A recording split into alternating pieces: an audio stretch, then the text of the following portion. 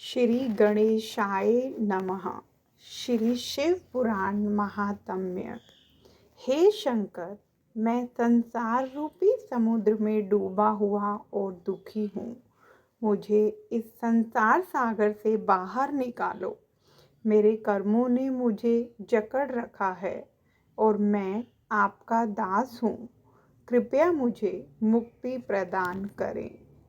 जो आदि और अंत में नित्य मंगलमय है, जिनकी समानता अथवा तुलना कहीं भी नहीं है, जो आत्मा के स्वरूप को प्रकाशित कर देने वाले देवता हैं, जिनके 5 मुख हैं और जो खेल ही खेल में अनायास जगत की रचना, पालन और संहार तथा अनुग्रह एवं तिरोभाव रूप 5 प्रबल कर्म करते रहते हैं, उन सर्वश्रेष्ठ अजर अमर ईश्वर अंबिकापति भगवान शंकर का मैं मन ही मन चिंतन करता हूँ। व्यास जी कहते हैं, जो धर्म का महान क्षेत्र है और जहाँ गंगा यमुना का संगम हुआ है, उस परम पुण्यमय प्रयाग में जो ब्रह्मलोक का मार्ग है, सत्यव्रत में तत्पर रहने वाले महातेजस्वी महाभाग महात्मा मुनियों ने एक विशाल ज्ञान यज्ञ का आयोजन किया।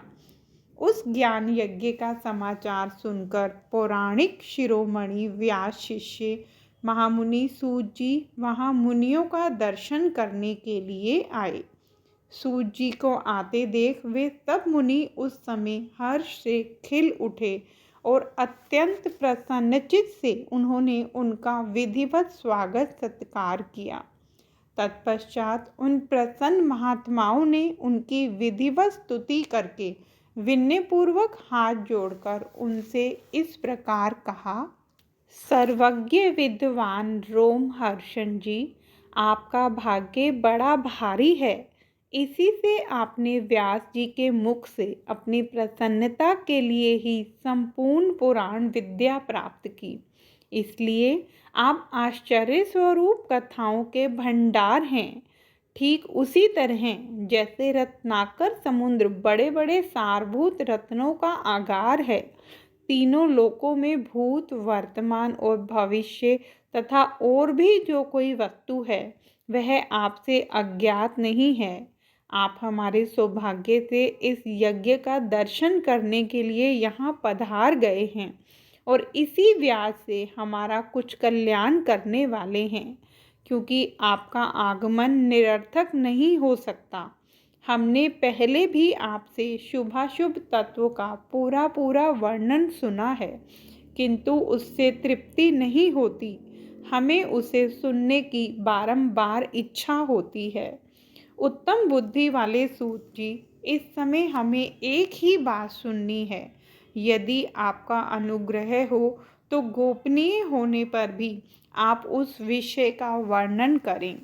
घोर कलयुग आने पर मनुष्य पुण्य क्रम से दूर रहेंगे, दुराचार में फंस जाएंगे और सबके सब सत्य भाषण से मुंह फेर लेंगे, दूसरों की निंदा में तत्पर होंगे, प्रायः धन को हड़प लेने की इच्छा करेंगे, उनका मन पराई स्त्रियों में आसक्त होगा तथा वे दूसरे प्राणियों की हिंसा किया करेंगे, अपने शरीर को ही आत्मा समझेंगे, मूढ़ नास्तिक और पशु बुद्धि रखने वाले होंगे, माता पिता से द्वेष रखेंगे, ब्राह्मण लोभ रूपी ग्रह के ग्रहस बन जाएंगे, वेद बेचकर जीविका चलाएंगे, धन का उपार्जन करने के लिए ही विद्या का अभ्यास करेंगे और मद से मोहित रहेंगे, अपनी जाति के कर्म छोड़ देंगे, प्रायः दूसरों को ठगेंगे, तीनों काल की संध्या उपासना से दूर रहेंगे और ब्रह्म ज्ञान से शून्य होंगे।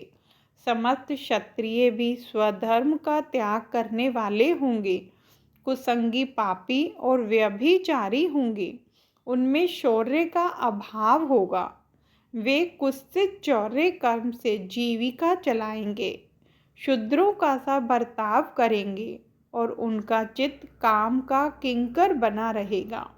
वैश्य संस्कार भ्रष्ट, स्वधर्म त्यागी, कुमार्गी, धनोपार्जन परायण तथा नापतौल में अपनी कुत्सित वृत्ति का परिचय देने वाले होंगे। इसी तरह शुद्ध ब्राह्मणों के आचार में तत्पर होंगे। उनकी आकृति उज्ज्वल होगी, अर्थात वे अपना कर्म धर्म छोड़कर उज्ज्वल वेशभूषा से विभूषित हो व्यर्थ घूमेंगे। वे स्वभावतः ही अपने धर्म का त्याग करने वाले होंगे। उनके विचार धर्म के प्रतिकूल होंगे। वे कुटिल और द्विज निंदक होंगे। यदि धनी हुए तो कुकर्म में लग जाएंगे, विद्वान हुए तो वाद विवाद करने वाले होंगे।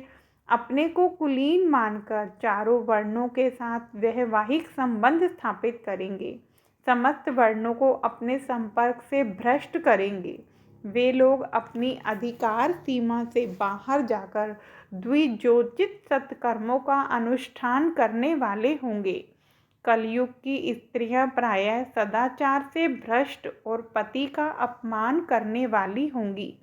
सास ससुर से द्रोह करेंगी, किसी से भय नहीं मानेंगी, मलिन भोजन करेंगी, कुत्सित हाव भाव में तत्पर होंगी।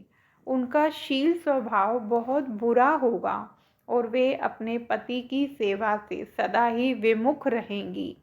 सूत जी, इस तरह जिनकी बुद्धि नष्ट हो गई है, जिन्होंने अपने धर्म का त्याग कर दिया है, ऐसे लोगों को इहलोक और परलोक में उत्तम गति कैसे प्राप्त होगी? इसी चिंता से हमारा मन सदा व्याकुल रहता है। परोपकार के समान दूसरा कोई धर्म नहीं है। अतः जिस छोटे से उपाय से इन सबके पापों का तत्काल नाश हो जाए, उसे इस समय कृपा पूर्वक बताइए, क्योंकि आप समस्त सिद्धांतों के ज्ञाता हैं। व्यास जी कहते हैं, उन भावितात्मा मुनियों की यह बात सुनकर सूत जी मन ही मन भगवान शंकर का स्मरण करके उनसे कहने लगे, ओम नमः शिवाय।